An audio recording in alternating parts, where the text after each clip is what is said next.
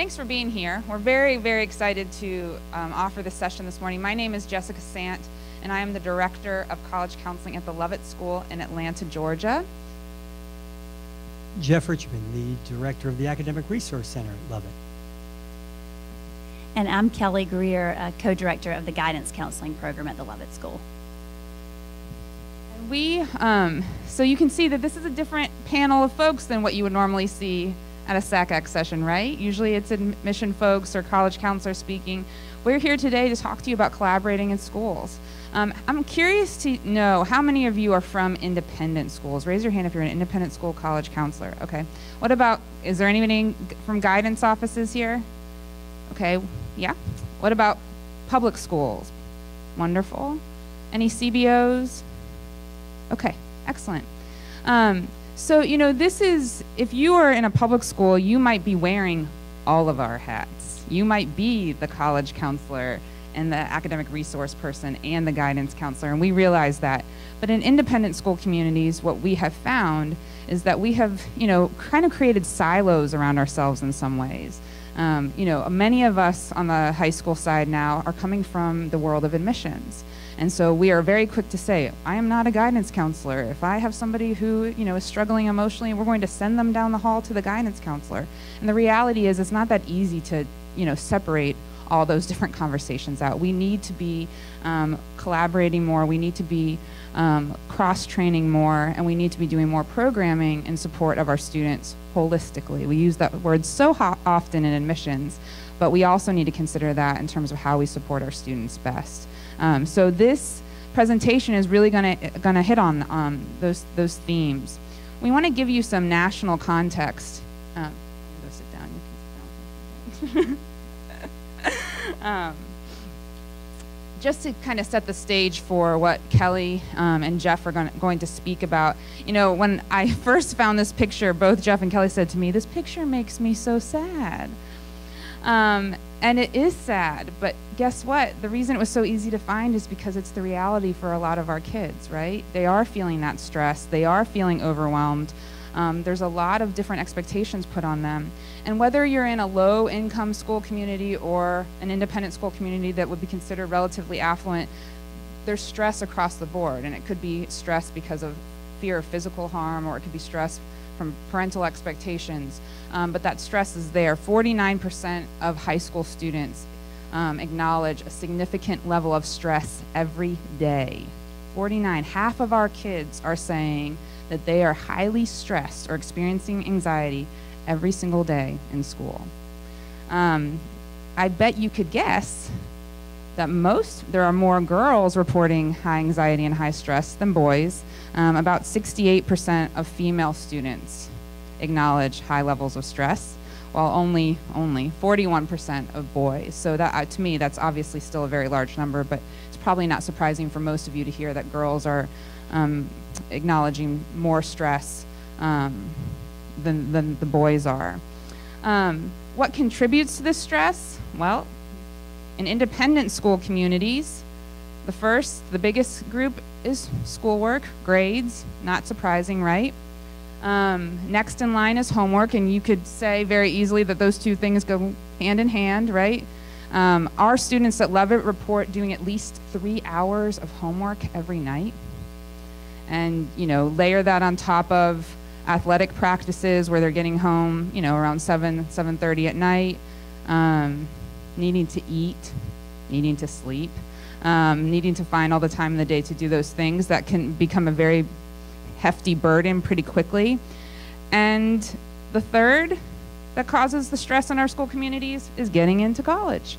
And it's easy to make that connection. The grades and the homework directly contribute to whether or not, in their minds, they're going to get into college. So all those three factors, to me, you can't separate them out. They're all tied to one another. And so what can we do to start addressing some of those issues? Hopefully those are some of the questions that we're going to answer today. I'm going to turn it over to Kelly for a second to give a little bit more context. Okay, so as it relates to the conversations that we want to have with you today, it's really, we know our kids are stressed, but who are our kids going to to de-stress? Who are they going to for support? And what the research shows, they're not coming to us. It doesn't matter whether we're talking college counselor or guidance counselor. The kids in our schools are not seeking the experts out that really actually know how to help them with their stress. Instead, who are they going to? They're going to their friends, they're going to their family, and they're going to teachers and faculty. And two, important takeaways. One, again, those of us who are on, the experts, we're not the ones on the front line. And the other takeaway is that the people they are going to are also the people that are creating more stress for them as it relates to the college admissions process, right? They're going to their friends. Well, their friends are only adding to that stress, whether it's social media, whether it's at parties they're attending. Where'd you get in? Oh, well, I got into all 10 of the schools that I applied to, right? Well, the person they're talking to has been waitlisted at every school. They're going to their family. And I don't know how your school communities are, and this is, I don't mean this to be a negative, but if you're in an independent school, what we have found at Lovett is that it's our parents that are also adding to the stress of this process.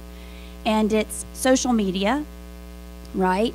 I'm so proud of Johnny. He got into all 10 schools, and they post it all over social media. So all of their friends who are seeing that are like, my kid, again, hasn't gotten in anywhere, right? It's for Lovett, it's at the Thursday and Sunday tennis matches that the moms are talking all about where their kids got into school. And it's at I call them gatherings. The kids make fun of me because I won't call them parties. I call them gatherings. But it's at the parent cocktail parties or the parent tailgates where they all gather before our athletic events. And all of this discussion just jacks up the hype about the stress around this college admissions process. So as it relates to us as counselors, if we know that this is where the kids are going to de-stress, what do we do with that? And some of the conversations that we've had are, we've got to connect with these people, to try to get the kids to come to us. I'd like that, but we've got to find ways to engage the students and the faculty and the families in conversations and equip them to go out with the messages that we want them to go out with. We need to give them the language to use. We need to give them the awareness to use and almost a script and say, be aware of what you're doing. And so a lot of our conversations that Jessica and Jeff and I have had is, how do we do that within our school? How do we, as Jessica said, get out of our silos, right, and start connecting with some of the other people in our schools? The other thing that has come out of our conversations, Jeff, and he's going to talk a lot about this, I credit him, Jessica and I will give him all the credit that he really sparked our collaboration. He came to us exactly about a year ago with a book and said, we need to read this book, and I'm going to let him tell you about the book. And so we started reading this book, and I think it's really one of the first times that I realized that at Lovett, Jessica and I can be collaborating. College and guidance don't have to operate separately. And we can be collaborating with the Academic Resource Center to support these kids. So how can we come together? So I give Jeff all the credit for sparking the conversations. In fact, when we started talking, we realized that our departmental goals, our silo goals, were very similar. In fact, we took our mission statements from academic resource, guidance counseling, college counseling, and we put them in that, what is it, an app? Word cloud. And we just wanted to see what would happen. And so these are our 3 mission statements from our departments. And look at all the overlap.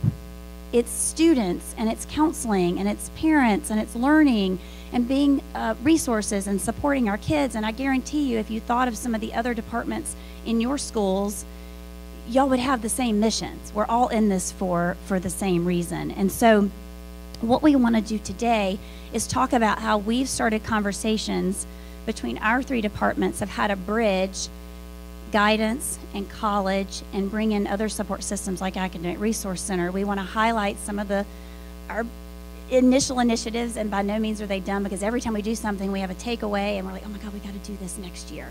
So we want to talk about what we've done this year, but also talk about what we're already looking forward to do next year. And then we also want to challenge each of you as we're discussing, to think about who are the other departments in your schools that you can collaborate with and start bridging the gap to support these students who are incredibly stressed out as it relates to the college admission process.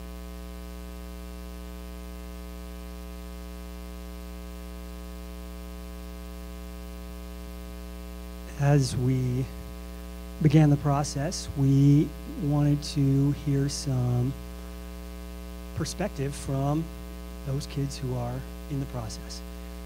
And so we sent out a questionnaire to juniors and seniors. We got about half of them back. And we asked them what kind of advice could they give to their parents, and really to all parents as they begin the process or as they embark on the journey of the college application process. And so can you guys read these? They're pretty far away. Here's what some of the students said. These words of wisdom and actionable strategies, I guess is how I would describe them. Listen, I appreciate advice and suggestions, but at the end of the day, it's my choice.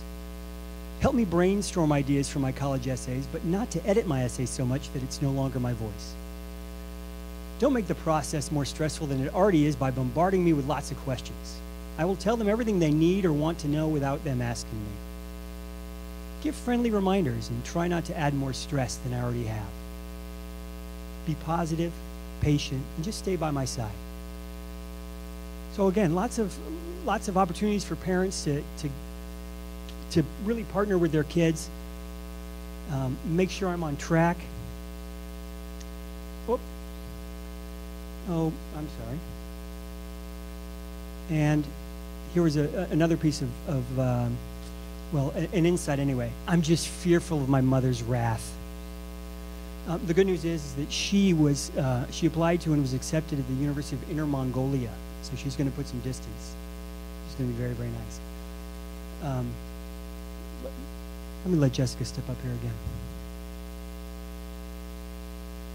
Okay, so in that same survey, we asked our kids, what are the most important factors? And you would imagine in a community like Lovett that prestige would have been one of the #1 factors, because we hear about it, it seems like all the time. Rankings and brand name and bumper stickers and all those things that we are so very familiar with. But guess what? When we asked the kids what was most important, prestige actually came in last.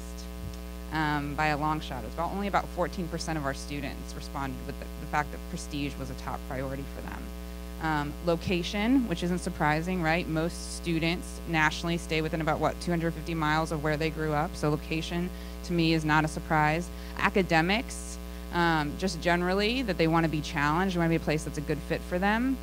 School culture, again, not a surprise in my mind. And then size. 4 very basic criteria that you would imagine most students and parents would be considering, but prestige was not a primary factor or a priority for our kids.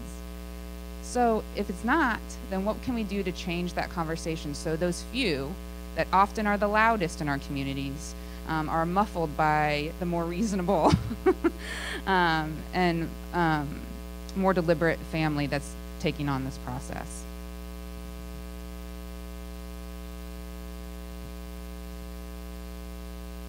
So Kelly made mention of the book. So I was a long-time public school educator, learning specialist in Portland, Oregon. And I had maybe 200 kids over my time there on my caseload, 3 of whom went on to university. My primary responsibility was supporting those kids and getting them to the finish line, trying to get a high school diploma, help these kids to earn that diploma. And that was a very specific kind of pressure. My family and I moved to London and ended up at a very high-powered independent school. It was my first go-round in independent schools. I actually described it as Mach 5 with its hair on fire. And college was, with the students with whom I was working, again as a learning specialist, college was not a question. College was the answer. And I had kids who were different than the kind of students I was working with in Portland. They were very anxious and stressed. As 9th graders and as 10th graders, they were worried about making the grade. They were worried about making their parents proud. They were worried about what university they were going to get into, what in that small sliver of universities they imagined out there in the United States. Most of them were coming back. And I had conversations too with parents who I think understood. They were cognizant that they were irrationally freaking out while they were irrationally freaking out. I had a very lovely couple who said, we're excited about the choices that our son is making, and we think they're going to be good matches, and yet now we're talking to this family here, and their kids going or trying to aim for this, and then his friends are talking about this, and we wonder if we're actually making the right decision. And all of us as learning specialists in London, we talked about the idea of there's a match, there's a good fit for your student. They'll find happiness, they'll find success. That was a tough conversation for these families because there's a pressure, and I couldn't pin that pressure down, and I'd ask a little bit and probe, but I could never really find the genesis of it, if you will. Came to love it 2 years ago, and hey, it's another high-powered independent school, and as the director of the Academic Resource Center, I was having more conversations with more parents, and almost inconceivably, they were possibly more irrationally freaking out about this process. And again, I would talk about the idea of matches, and I talk about the idea of there's a good fit. I didn't talk to so many kids, although as I've been in Atlanta, my daughter's been a freshman and a sophomore, and so I've been watching her, again, in this milieu, where I'd like to think that we are, if you want to call us enlightened parents who try not to put too much heat on our girl, yet she's stressing out about her grades. She's talking about university without us, I should say, at least overtly jumping in that vein. So I, again, was looking for the source. Where's this coming from? Why this anxiety? Why this stress? And it seems like, the way I describe it, it's in the air. It's in our community, but it's in the air of our community, and I can't get at that. And then, as I think about it being in the air, it sort of feels like the dry ice ooze at like a Kiss concert, like it's coming out, like that fog. And so, enter Frank Bruni. Frank Bruni writes a book. It's called "Where You Go Is Not Who You'll Be." He's a columnist for the New York Times, so an antidote to the college admissions mania. And I was really flattered that Frank was somehow reading my mind in the last few years. And I also wondered if or how this might be at least a stepping off point for our communities. Could this be something that maybe could help me and help our families figure out where this is coming from, why our kids are feeling the way they are, and why in turn we as parents are feeling the way we are. And I turned to both Jessica and Kelly. Because if I'm having conversations with parents, they're having exponential amounts of conversations with parents and with students who are irrationally freaking out, rationally freaking out, be my guess. And I asked them, I said, would you guys read this and let's have a conversation? They did, and we did. And I have to say, and I'm going to let Jessica step up for a minute, Jessica was initially reticent to the idea, I think. Again, having much more experience with the kinds of families who are coming into her office, and what this book might mean in conversation with them. Did you want to talk briefly? Fair enough. Both Kelly and Jessica and I thought that this might, if we could alter a few cocktail conversations, perhaps we could clear the air, if you will, at least do something toward changing the chemical makeup of our atmosphere at school. So the Bruni Book Club was born, and we used this book, and we met throughout the fall. We planned it out. We're going to have some parents in January and again in February, and we met throughout the fall, again over coffee. We met over lunch. There was a NACAC hosted Twitter conversation. Is that a Twitversation? It happened 9 o'clock one evening. And Frank Bruni was involved, talking about his book. And if it's at 9 o'clock at night, what are we going to do? We've got to plan over dinner. So we planned over dinner as well. And we, in doing that planning, we each parceled out some chapters, so we were intimately knowledgeable of particular chapters. We had guiding questions. We had what I would consider evocative and possibly provocative quotes to pull from. We were ready for our group a group of parents in January, and we met with them, and I gave you'll be happy to know, a briefer preamble than this leading up to the very beginning. And I asked, so I mean, again, realize we've got in our holster, we've got the questions and we've got our quotes and we've got the intimate knowledge of each chapter. And I asked, so what were your thoughts about the book? And it was like one little ember came off of a bonfire and hit the dry grass. And it just went for 90 minutes. And I give Jessica credit for being able to sprinkle in thoughts about what universities are interested in and the ideas of match. Kelly spoke to the pressures that lots of extracurriculars can be, particularly on top of the academics that we're asking these kids to cope with, if you will. And they did it so organically within the conversation. Jessica did get a little hot when it came to independent consultants. I'm not going to lie. She served everybody really well here. I want you to know, defended the profession.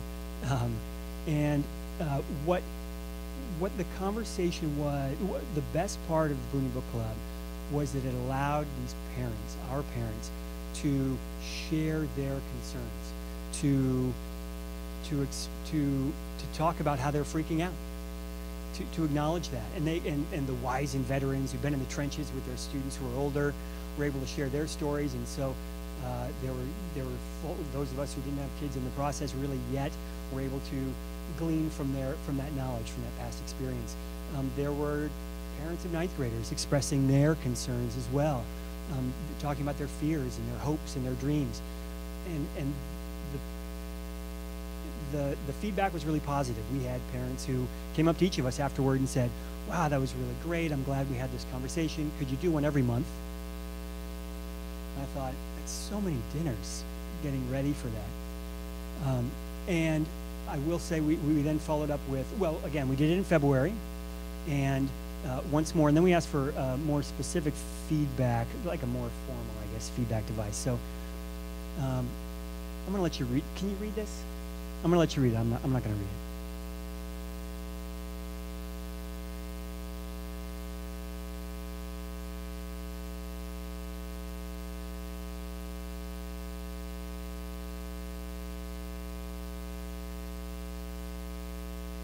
When you're done reading, you just hold up two fingers. No, I'm teasing. I just have more. Hang on.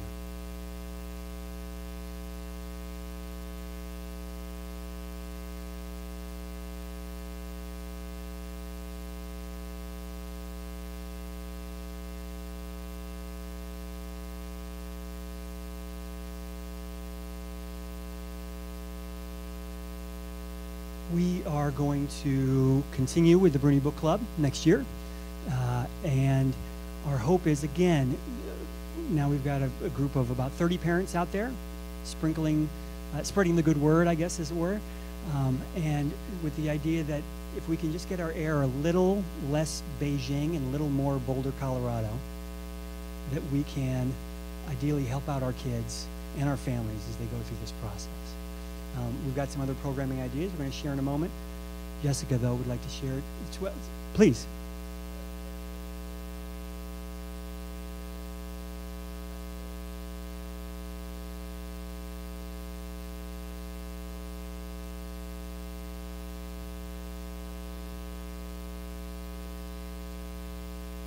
That's a great question. I'm going to give it to Jessica.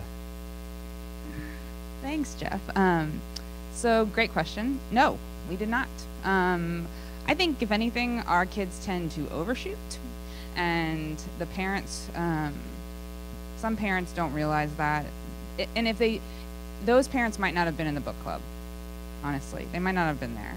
But we did not get that sort of feedback. It was actually only positive feedback. Like, that was just a sample, but we didn't get any negative feedback from the book club. And I think what was so impactful about this is a couple of things. One, you know, we are, in comparison to public schools, we are small. But, you know, we have about 170 students in a class. We often are speaking to parents in big theater-style settings. We're not usually doing small group discussion unless it's one-on-one, and we might see them, right, on occasion. We don't see them on a regular basis.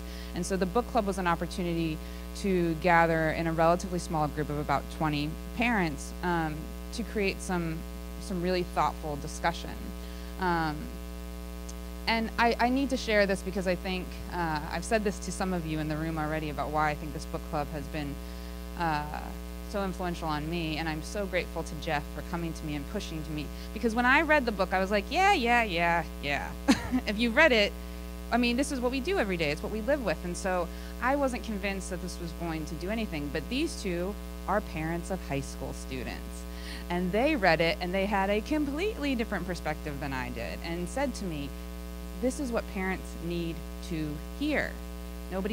They're not hearing this, and it made them feel better reading the book. So they got me on board. You know, I'll share this. When Jeff flashed up all those student comments, the kid who said, "I'm fearful of my mother's wrath," she actually happened to come to the book club. And she said, and this has just followed me all year, I know better.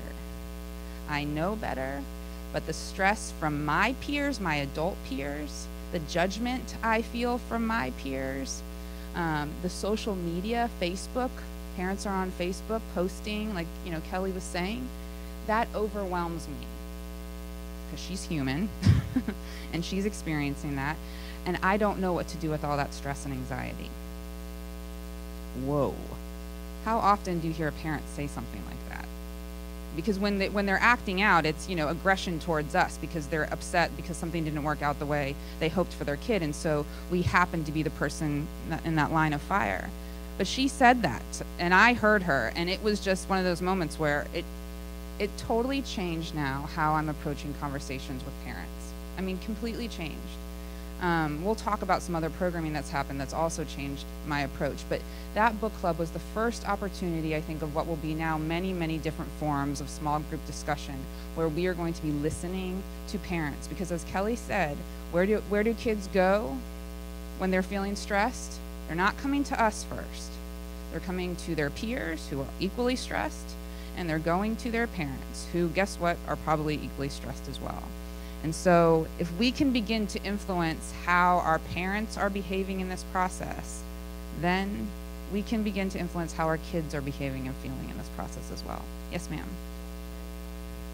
Great question. So we opened it up 9th through 12th. And you know what, Kelly, why don't you come up too so we can talk about some of these other programs. We opened it up 9th through 12th. And what our hope was is that, you know, the families or the parents who felt like they needed it most would show up.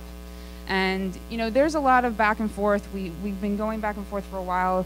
You know, this process is getting earlier and earlier. Are we exposing families to too much of college counseling conversations too early?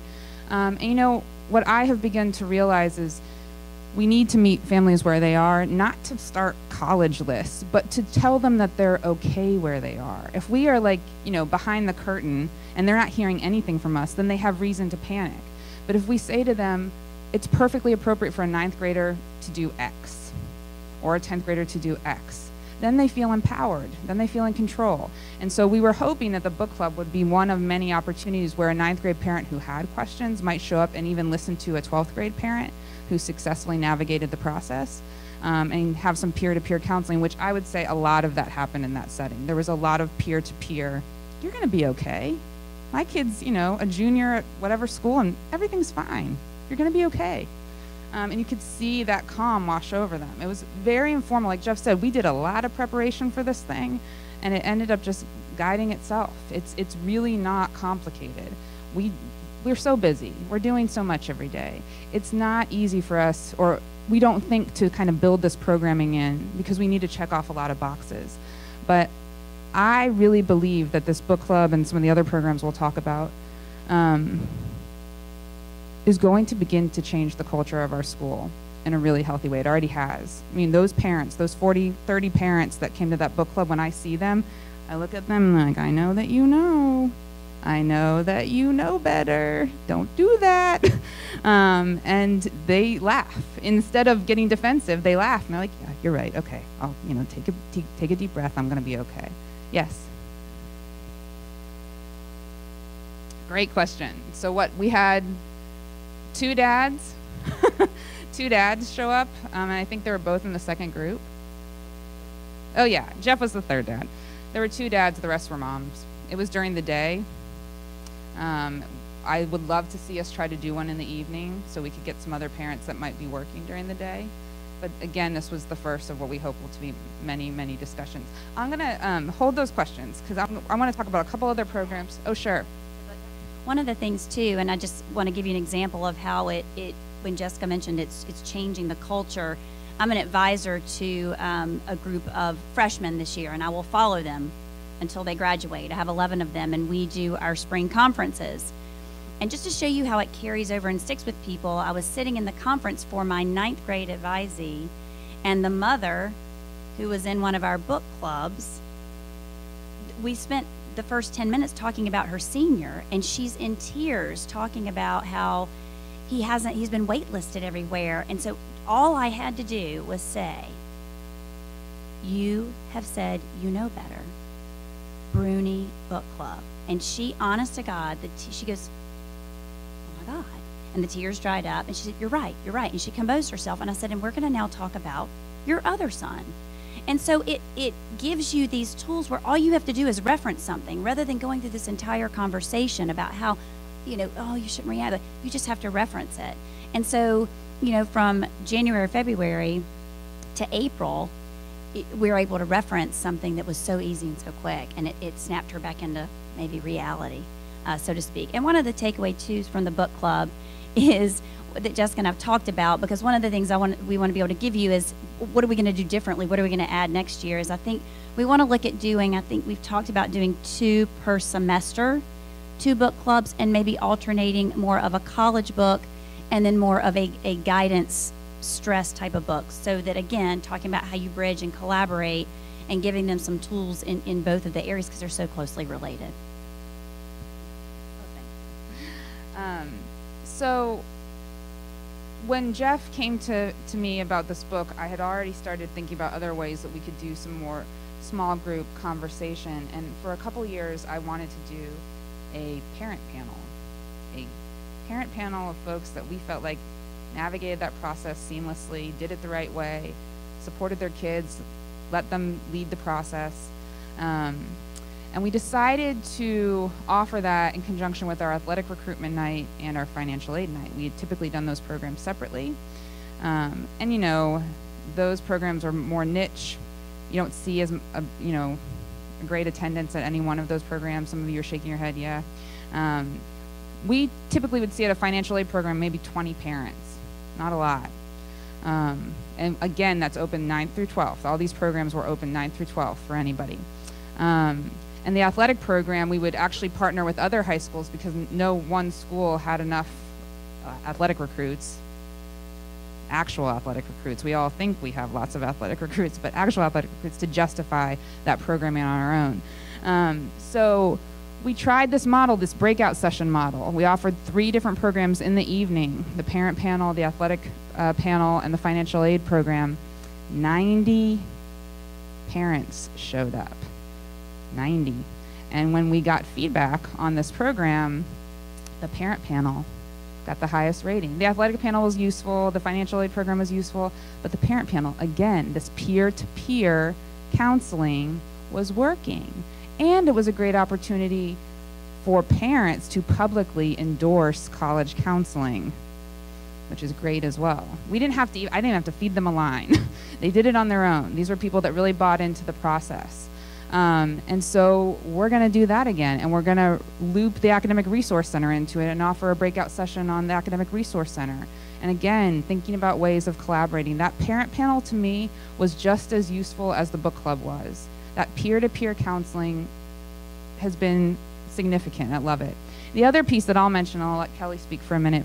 Kelly and her colleague offered a session on active listening at the beginning of the year. And if you have made the transition from the college side to the high school side, we are really good talkers. We don't have any training in counseling, in listening. And something that I've realized and noticed in my colleagues at Lovett is we're great at speaking. We hadn't been good at listening. And this process, again, there's so much that goes into this that really is only about listening. And so Kelly and Elise did a program on active listening, and now I am their ambassador, spreading the word on active listening, hearing kids, asking guiding questions. It's been, again, another impactful resource for me. And that came from Kelly offering that session. That collaboration, again, is really changing, I think, the way the college counseling office at Lovett is approaching this process in a much more mindful way. I'm going to let Kelly talk about a couple other programs that we're doing. Again, going back to the people who are on the front line, we really wanted a way, in addition, we started talking about the active listening and how helpful it was, and said, okay, where are our other opportunities to connect with the faculty? Because it's the number 3, right, of where these kids are going. And we know they have such a powerful influence on our students. And so at Lovett, twice a year, it's professional development, but it's among our peers at Lovett. So it's called Feast Forums. Don't ask me to say what it stands for. I couldn't tell you what it stands for. But it's where faculty gets to share what they're doing in their different departments or arenas with other faculty. And so Jessica and I, again, as we're having conversations about how we can collaborate, we're like, we should offer a feast forum. Faculty signs up, it's completely optional, but we knew we'd get a small group, which is how we know we have the best conversations with people. And so we opened it up to faculty who had high school students that were either going through or approaching the college process. So it didn't matter. They didn't have to have students at Lovett. They just had a faculty member who had a high school age child. And again, whenever we do these things, we have different takeaways. And it was an interesting mix that showed up. We had faculty that showed up that had high school age students, but then we also just had faculty that just showed up. And we're like, well, you don't have a child. But what we found out is that the faculty also wants to engage in conversations about this process because they're on the front line and they hear all these conversations. They came because they wanted to know more about the experiences kids were having in the college process and how they could be a part of the solution. And so we had kind of 2 different audiences, and the conversation was really good and it was really beneficial. And so our takeaway from that we want to look at doing this coming school year is that we need to equip our faculty. They don't have to have kids of their own, but we need to equip our faculty with the language and the scripts so that they can go out and start changing, these misperceptions with the students, and then the students tell other students, and then they tell their parents to back off, and so it's just kind of a trickle-down effect. But that was very successful. Another program or idea, I'll say it's an idea right now, and I'm going to throw it out to y'all because I'm actually very excited about it. I will tell you, it has not happened, and it's something that we are looking at hopefully doing next year. But remember, we talked about the silos, and so one of the challenges to you today is think about what are those silos in your schools that you can connect with. So in our school, we've had a lot of conversation about, I don't think we're any different. I think a lot of schools, we've had tragedies with our alumni. Not our current students, thank goodness, but with our young alumni who are leaving our very protective, independent school environment, and they're going off to college.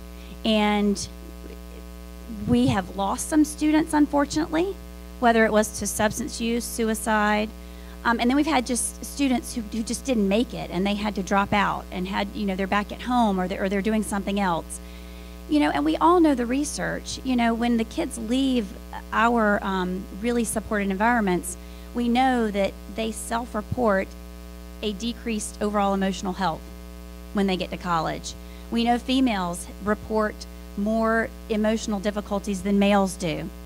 We know that depression and stress and the use of psychiatric medications increases when our kids go off to college. And so, and again, just started, my mind started churning, and I started thinking about, okay, what about our director of alumni relations?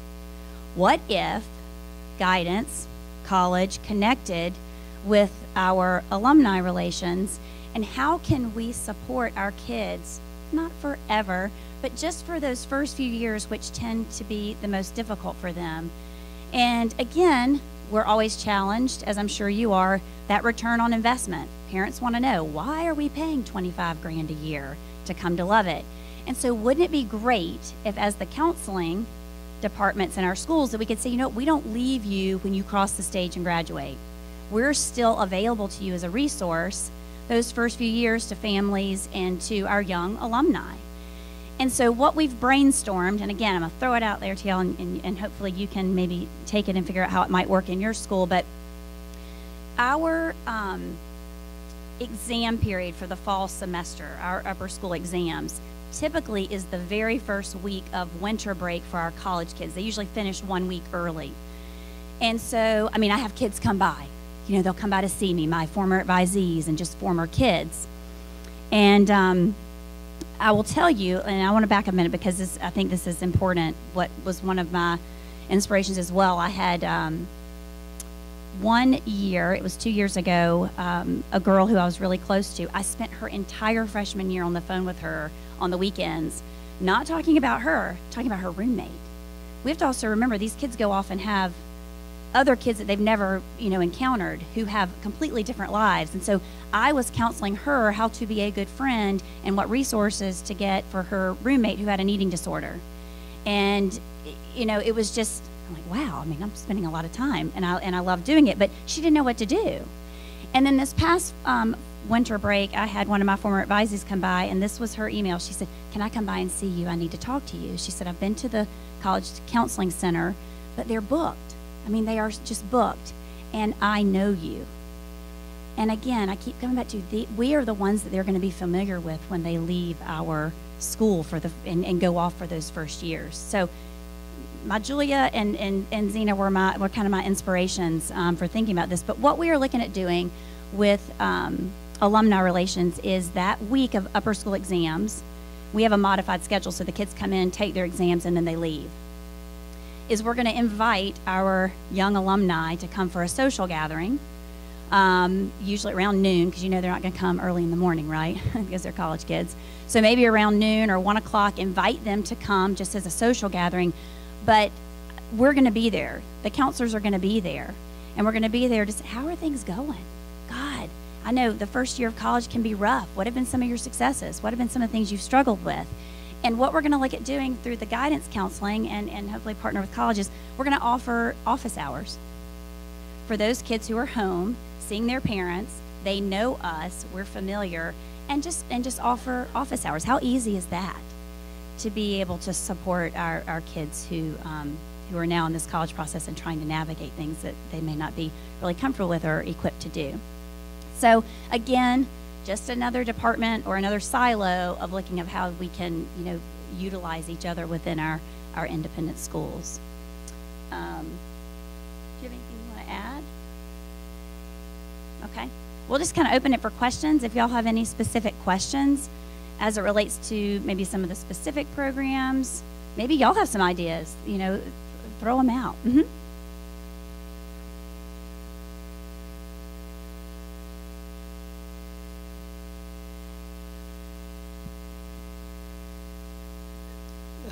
The public school educator, sole public school educator here.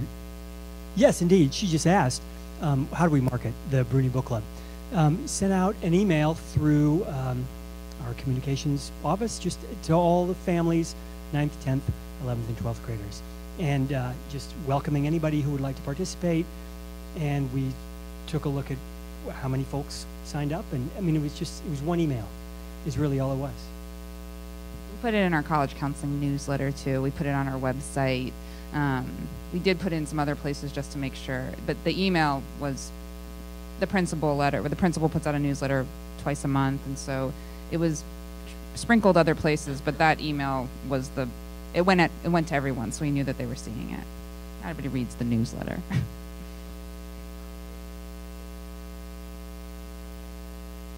Was it the same conversation to two different groups? Yes. Same book. Actually, I mean, the conversation looked very different because the parents had different opinions, and the two dads were in the second group. But yes, it was the same approach to both, and that's what made it relatively, I mean, once we did it once, we're like, oh, yep, we could do that again, and we could do it again and again and again. So very simple in that way. Other questions? Any ideas? Yeah. Yeah.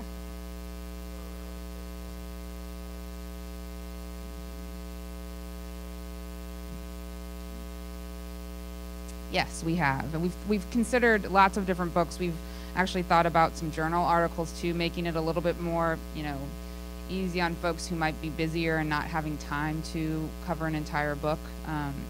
So we do. We're kind of going through a list right now. Jeff's found a couple, parenting the adult, raising an adult. We haven't read it yet. We've considered Excellent Sheep. Yeah. Right. Yeah. Hadn't thought about colleges that changed lives, only because it's so specific to schools, and we want to keep the conversation a little bit more broad. Yeah.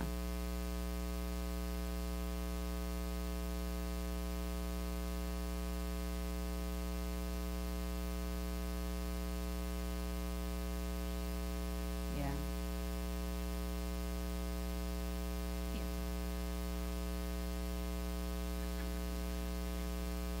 I was just going to say that gives you the background of how things got to be where they are from the 60s in particular moving forward, and the emphasis on what's going on with students and parents in regard to the huge increase in depression and how to broach some of that. It's very instructive, I think. If you only had maybe some chapters that you assign, since it's a larger book.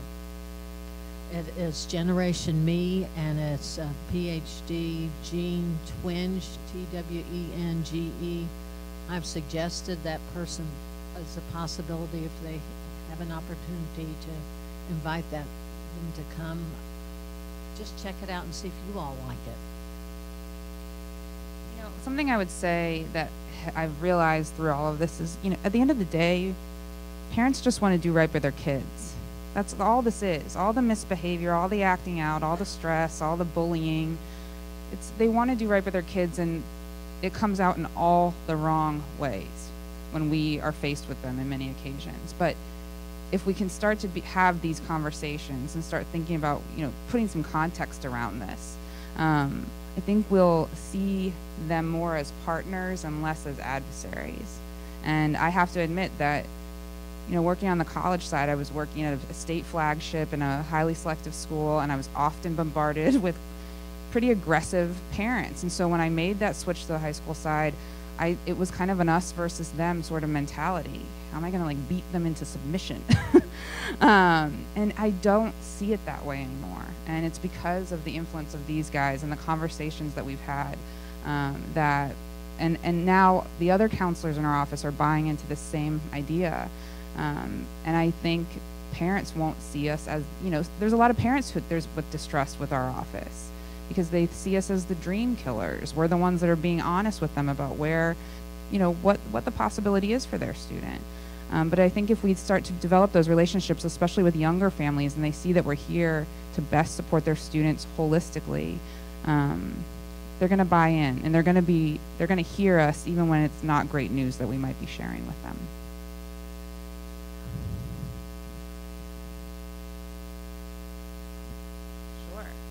Sure. So the question is, how did we run the parent panel? It was very informal.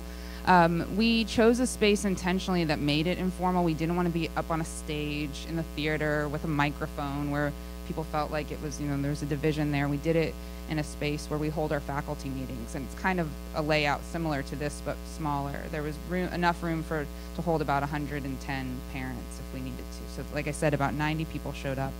And I was the moderator, and allowed the parents to introduce themselves, inserted myself when I felt like I needed to clarify something, because there was a dad on the panel that started to give some college counseling advice that, you know, you have to make sure, you know, it was their one child's experience, and so we didn't want to get so specific that somebody would walk away thinking they had to do X for it to be successful. I ended up getting quite a few questions too, just standing up there. But generally it was the parents just sharing their story, sharing why the college counseling office was so useful to their students, citing different examples of how to best utilize the resources in our office. I gave them the questions in advance so they knew, you know, I had a list of questions I wanted to ask, but obviously parents in the audience asked questions as well. We talked through what they might need to anticipate in terms of questions. But it was a relatively, I would say, compared to some of our other programming, a pretty informal process, and a lot of 9th and 10th grade families in the room. So that to me was an example of the need, that they want to know that they're going to be okay. And so they walked away saying, I feel so much better now, thank you. So the question is, have we tried this similar model with students? It's a great question. What we found in the feast forum with the faculty who showed up for that conversation is that there were a couple of faculty members who were doing that. They were signing like a Bruni article from the Times and having a conversation. We didn't know that was happening, but they were sensing this stress in their students, and so they wanted to actively take steps to address some of that. So from that conversation, we've talked about engaging faculty more and advisors more, where we could empower them to have those conversations in classrooms. So it's a part, you know, they say, you know, today we're not going to talk about AP Chem. I want you to read this article and let's have a conversation about it. So that way we're not adding to their plate. The teachers are building it into their schedule so it doesn't seem so overwhelming, because quite frankly, I think the kids are so overextended that if we offered it, I mean, it's worth a shot, but I wouldn't anticipate we'd get the same sort of turnout that we got from the parents. And so engaging the faculty, giving them a script so they're also partnering with us, sharing that same message. Kelly and I have talked a lot about that, thinking for next year that we might find ways to plug faculty in more deliberately.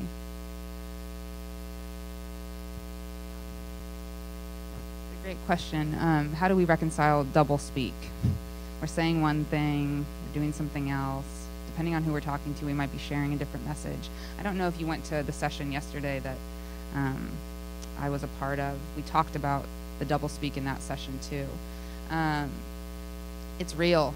I mean, it is. It's something that we deal with every day. We're managing all these different stakeholders in our communities. We're thinking about board members. We're thinking about students. We're thinking about parents. We're thinking about faculty. And they all want something different from us. And how do you manage that?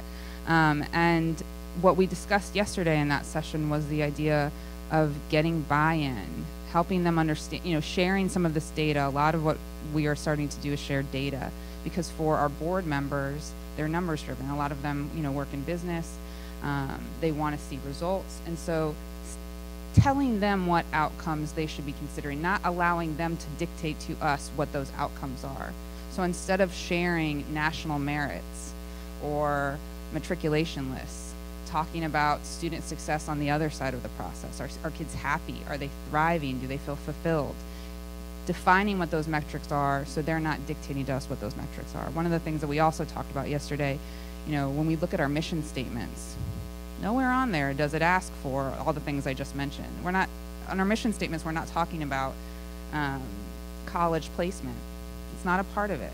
A lot of that language centers around kids being, you know, courageous or honest, self-reliant, living with integrity, those sorts of things. And so if we stick to that mantra, if we really, and we get buy-in from other folks in the community that believe that same thing, I believe that we can begin to influence how other people in our school define that success. And so a kid with a C, yeah, the kid with a C is not going to go to a highly, possibly, it depends on who that child is, but a highly selective school. But that doesn't mean that that student isn't successful. And really, you know, Jenny Byers said it yesterday, celebrating every student's success, not just those brand name schools, celebrating every student's success. we're guilty of it too. We all get wrapped up in it. And so we all have to be a little bit more intentional and thoughtful about how we frame those conversations. I will say from my perspective, and you said how do we handle the doublespeak, I own it. I mean, I'll say to them, I think these are the messages I know you're getting. You're getting them from your parents, you're getting them from your teachers, you're getting them probably from me. But at the end of the day, my goal is the overall emotional well-being of that student. And I think that's where when we're talking about collaborating between guidance and college, how do we